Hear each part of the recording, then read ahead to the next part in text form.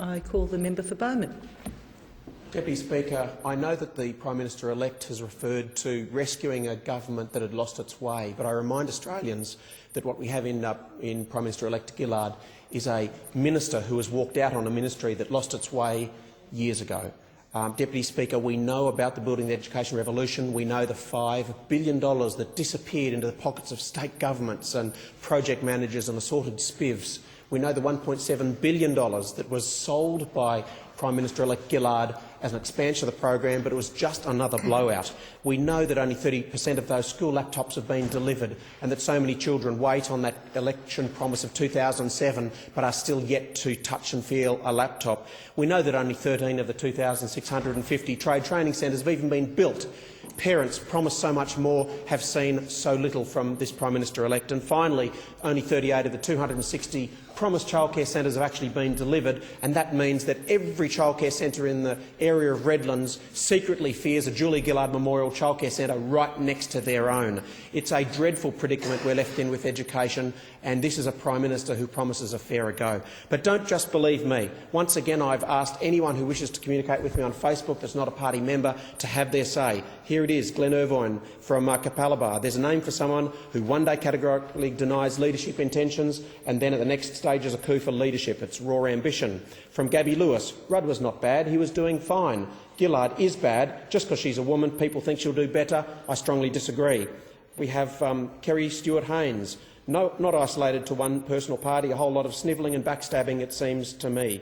Andrew Darville-Thornside. I believe Australians are switched on to see this for what it is, a blatant re-establishment of the time-honoured traditions of unions manipulating the strings of Australian Parliament and government as a whole. I vote no to Puppet Julia. Amy Lorraine Thurwell from Cleveland. It's not fair. That was not a full vote. They just can't decide to change it with only 100-odd people voting. Rudd was doing just fine. From Capalaba, Michelle Welsh. I agree with Amy on this. As Rudd said, everyone learns from their mistakes. He does. Others just pass it on and ignore the mistakes that they make.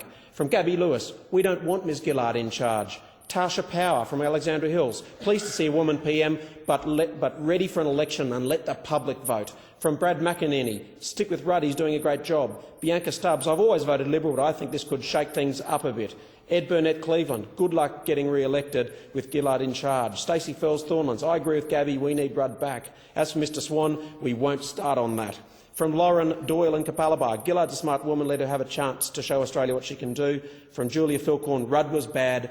Julia Gillard's worse. Just because she's a woman doesn't mean she's any better. Can't wait for the next election. Okay, we have Rebecca Bulge from Alexandra Hills. Like Kevin Rudd, he was doing a good job.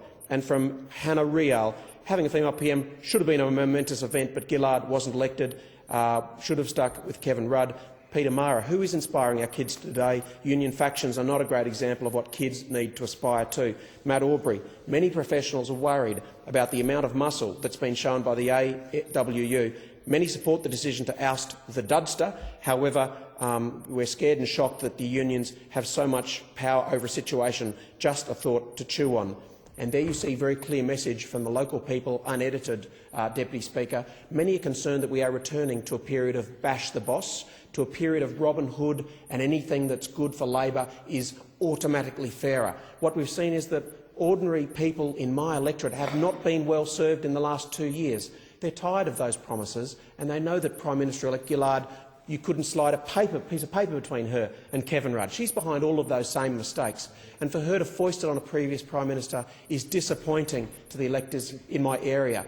To see that she again mouths the mantra of toughness on borders without a clue on how to deliver it shows that she's just another potential Labor leader who walks down one side of the street trying to keep her Labor members happy and on the other side trying to talk tough to the general population. What we have seen is her leaving education behind in a mess, Deputy Speaker, only to take on the reins of the country. But I suspect that the people of Redlands will not forget that whether you send your kids to childcare but you've had your indexation frozen and you've had the rebates capped or cut and the prices go up for childcare, you will not forget the previous responsibilities of Prime Minister-elect Gillard. If you're going to school and you haven't seen laptop computers and they're not insured and there's no broadband basis upon which laptops can run, you know to blame Prime Minister-elect Julia Gillard. And if you're waiting for some trade training centre but there's not even a lathe in your school to do it, then you know you need to blame this Prime Minister-elect Julia Gillard.